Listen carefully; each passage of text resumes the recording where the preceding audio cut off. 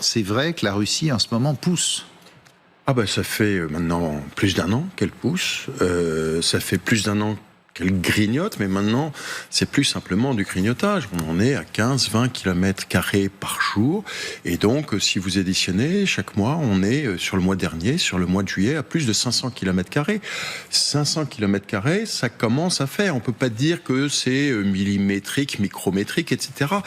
Et surtout, aujourd'hui, d'abord c'est sur l'ensemble du front, et les Russes sont en train d'arriver sur des positions stratégiques significatives. Vous avez Kupiansk a été, souvenez-vous, pris par les Ukrainiens il y a de cela 3 ans, à l'automne 2022, et c'est une ville, une localité qui est sur une rivière assez large. Or, les Russes ont franchi la frontière, sont en train de l'encercler par le nord, sont en train de rentrer dedans, et ça libère des manœuvres, finalement des opportunités pour débouler par le nord.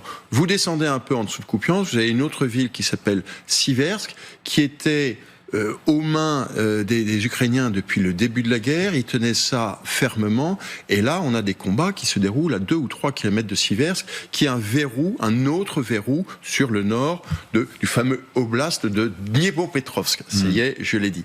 Vous descendez et vous arrivez à Pokrovsk, et là la ville est quasiment encerclée, c'est-à-dire que sur 3 côtés sur 4, vous n'avez plus qu'une seule voie maintenant à peu près sûr d'approvisionnement. Or ça, c'est une ville qui faisait 60-70 000 habitants avant la guerre.